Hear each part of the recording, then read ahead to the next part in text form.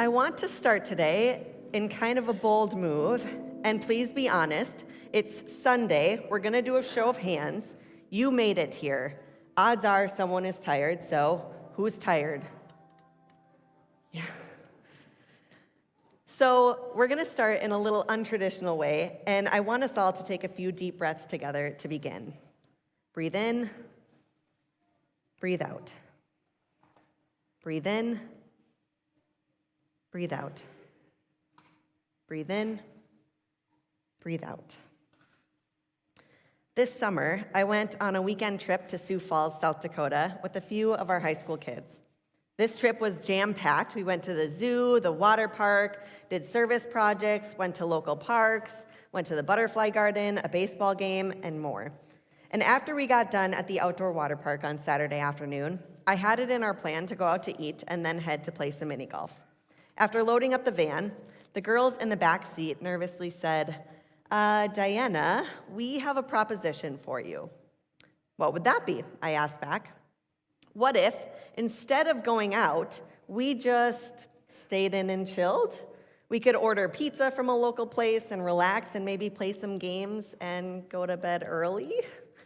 I was in awe, and not just because this was the first time that I've had teens request to actually do less activities instead of more, but more so because these students had the ability to recognize what they needed in a moment of exhaustion.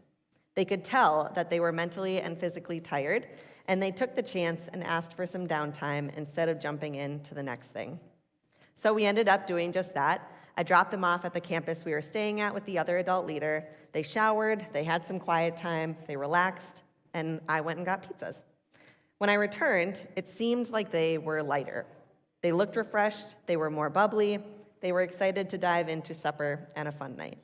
We spent the evening playing board games and chatting and relaxing into one another's company until it was time for bed.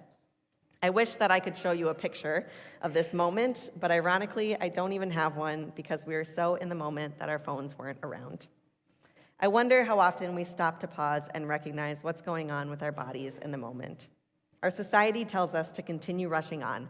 Just get to the next thing, join a new activity. You have free time? Well, set a new resolution for yourself. Try out this new product or hobby, and finally, you'll be satisfied and you'll have everything that you want. I feel tired just thinking about it. It feels like no matter what we do, we'll never fully achieve everything that we want or do all the things that we have planned, or sometimes even be able to afford the next greatest thing, whatever that might be. And if you're anything like me, you're really not that great at stopping to reflect on how you're doing all the time.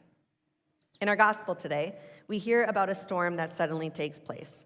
The wind is blowing like crazy, the waves are crashing and flooding the boat, and they look over and here's Jesus just sleeping right through it, as if the waves are rocking him like a little baby in a cradle.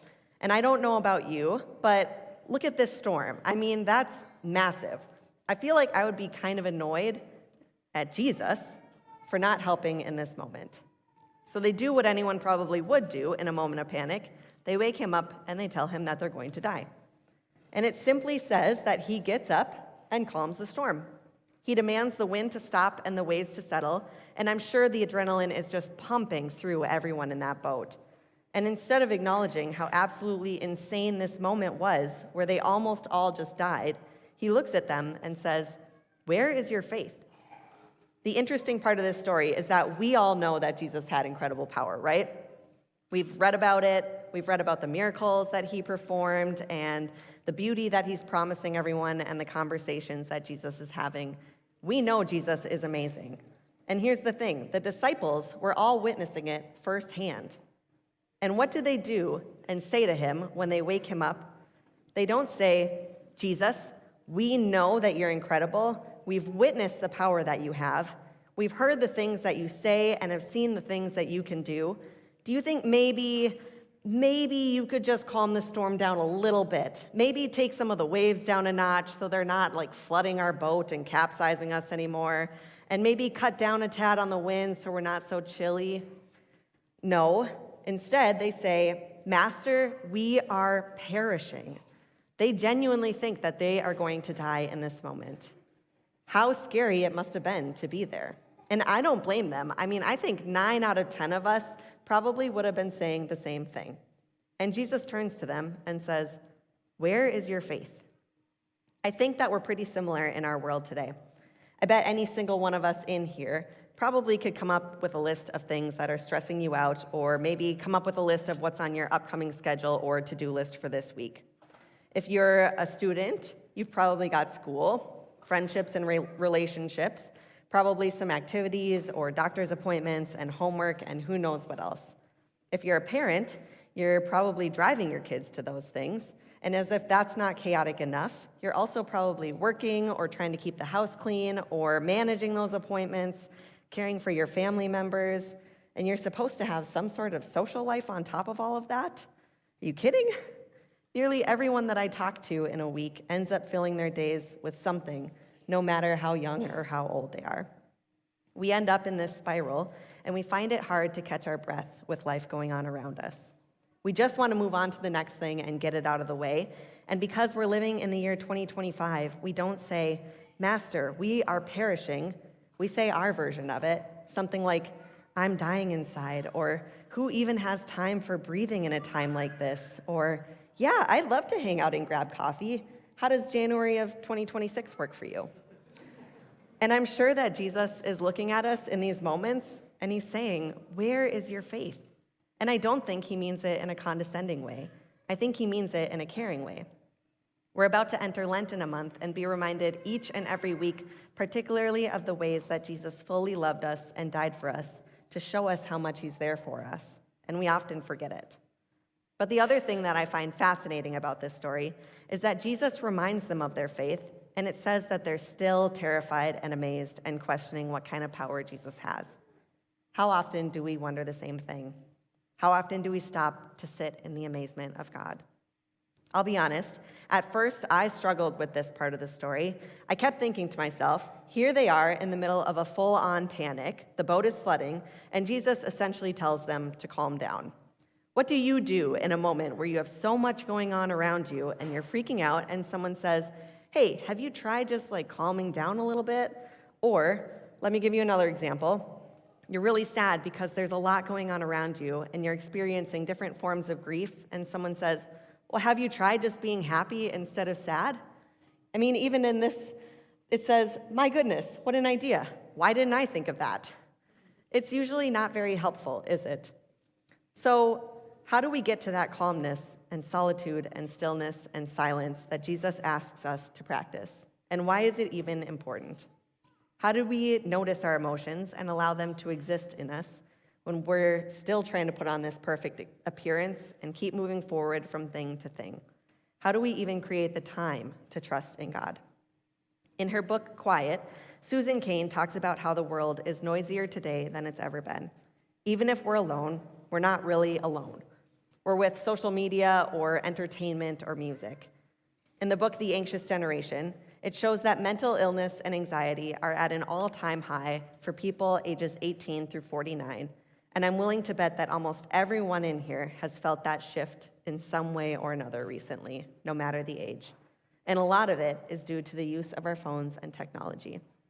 Now, I'm not here to tell you that phones are the world's worst thing or that we should never use them again, so please don't take that away from the message. I myself am a person who loves a good video snippet or craft tutorial or having access to insurance information or banking or shopping networks and podcasts and social media and emails and texts all at the same time. It starts to get a little overwhelming though, right? We could be alone on our own without anybody nearby, but in reality, we have access to everything on our phones. What's the first thing that people often do when they go to sit down on the couch? Usually, you pick up the TV remote or your phone. What's the first thing that you usually do when you're sitting in the car and someone else is driving? Or you are waiting in a coffee shop alone for someone to arrive that you're meeting? Typically, you reach for your phone, almost to the point where we are often looked at weirdly if we're not on it to pass time alone in society. We're alone, and yet we're not. There's a difference between being alone and practicing intentional stillness and silence. John Mark Comer says, "The goal of stillness is not to feel nice. There's nothing wrong with feeling less anxiety and more peace. That's great. But the goal is to make ourselves more available to God and his voice and his work. Because at the end of the day, salvation is God's work, not ours. The goal of stillness is to make ourselves more available to God. I love this next picture because I think it so practically captures the idea of noise and focus. Have you ever been driving and you feel a little lost and you're looking around and you're struggling to focus, so you turn down the radio to see a little bit better? It's funny, but the reality is the same. It's hard to focus when there's noise all around and things to distract you. I'm going to be honest, this is something I struggle with. Even when I was writing this sermon this week, I kept trying to prioritize my to-do list and think of what the next most important thing was.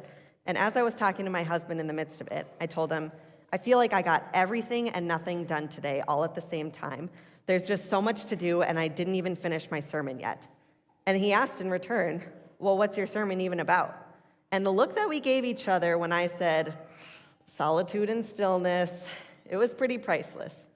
And looking at it, the things to get done, they'll always still exist. The things to distract us from faith will always still be there. And you might ask yourself, why would I practice stillness when I hardly even practice other self-care things? Stillness might be a great form of both self-care and connection with God for you.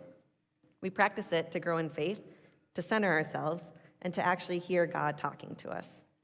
And so in order to practice what I preach, we are going to do this all right here, right now together.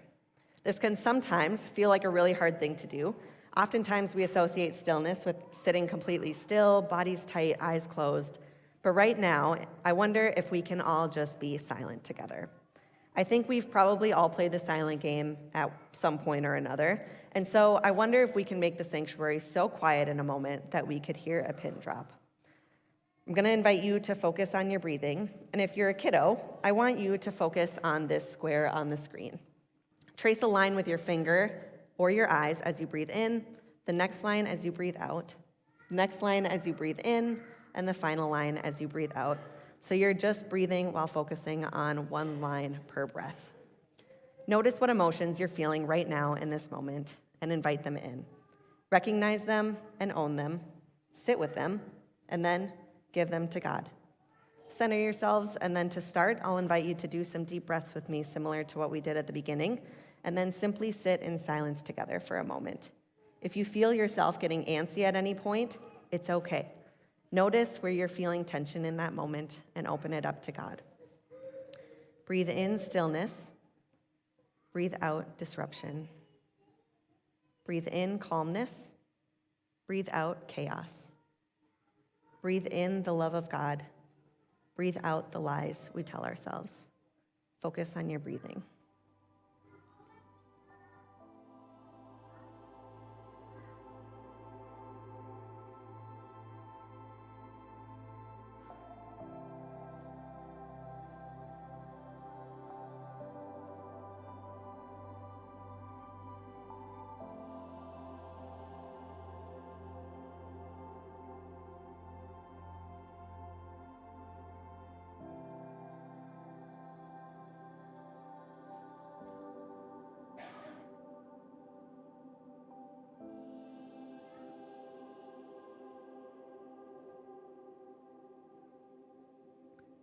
That was about 45 seconds of stillness. And I invite you throughout the week to continue building that time up to practice, even if it's just sitting for a moment. It's okay if you've needed to take more deep breaths or breaks lately. You are allowed to rest. Find stillness in God's presence.